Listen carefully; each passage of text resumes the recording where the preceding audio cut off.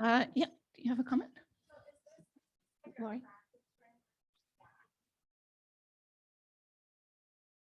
So the question is this a practice framework for staff?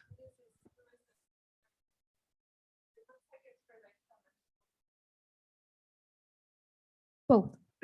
So initially, the thinking was, again, that it would be for practitioners outside of Indigenous organizations. But I think where we are currently in 2022, in terms of nations moving towards jurisdiction, prevention funding, acknowledging that different communities as well as different agencies are in different places to provide the support. So there are three pieces to culture is healing. One is what you've seen on the screen, which is a poster, and it starts with me and reflective questions that are cultural centered, wellness focused, child and family community centered.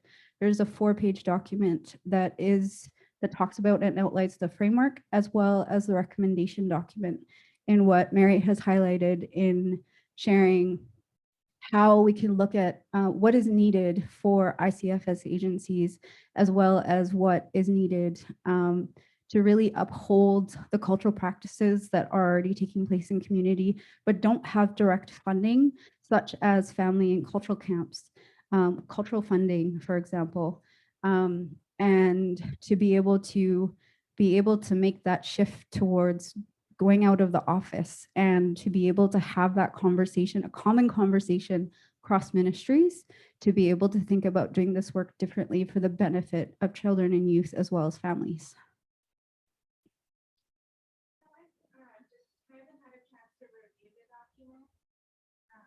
But when I was looking at it, those are really good reflective questions.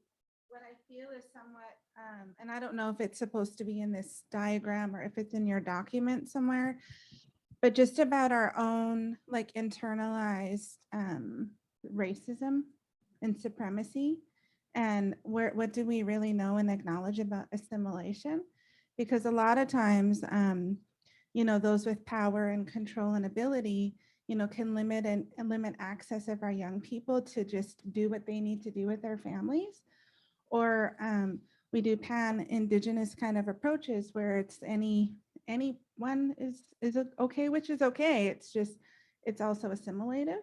And so I wonder about some of those like self-reflective questions for non-Indigenous staff of any organization, or those who may not have some of those cultural teachings as well. Like, what is my own bias? What is my own race, like structural racist kind of ideologies or anything like that? Because I feel like that's the first layer to get to any of this, is to really address your own.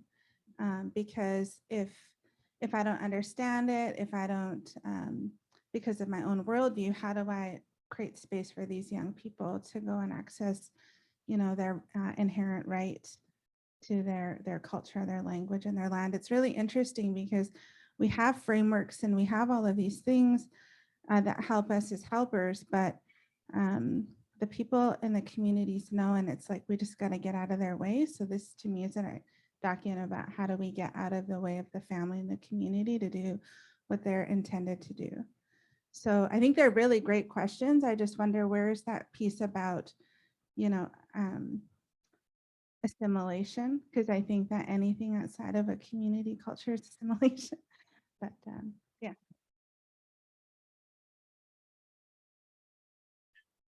You want to speak to that?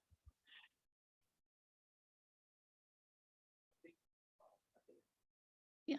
I think you bring up a great point, Jennifer, because it is aimed at people to do, it starts with me. And if you read the First Nations Health Authority, the Cultural Humility document, it really speaks to that. And if you're getting down to these questions, it really should put you in a place of, if I'm in Nisga'a territory, what's happening in the Nisga'a, in the Silk territory? How does that work?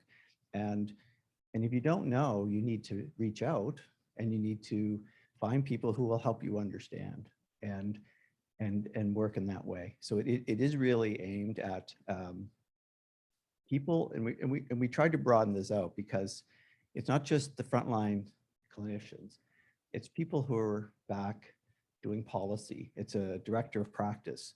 It's I'm doing amendments to the new CF and CSA. So has the legislative team had a look at these?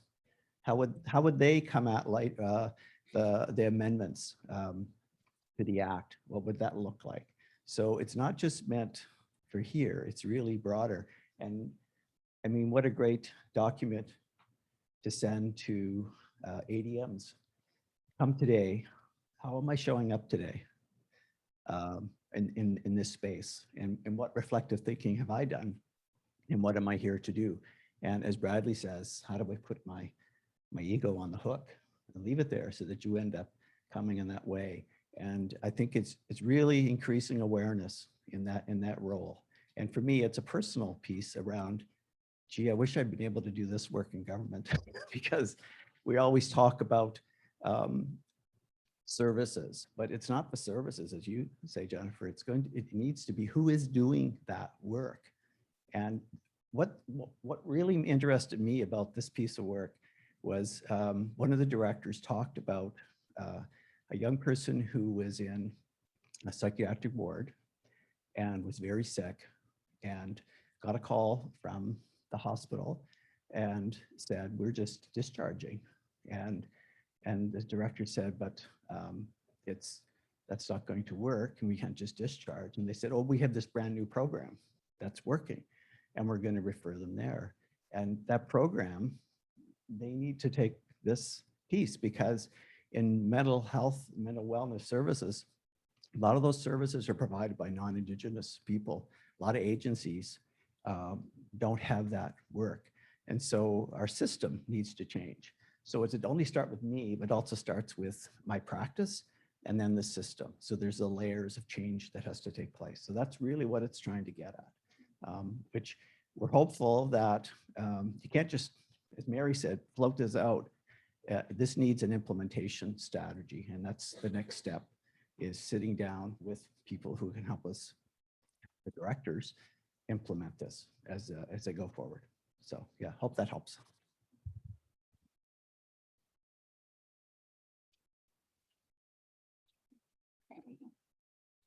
Mary, did you have some more comments? I do, just a few more comments, and thanks, Doug, for that, and the previous speakers.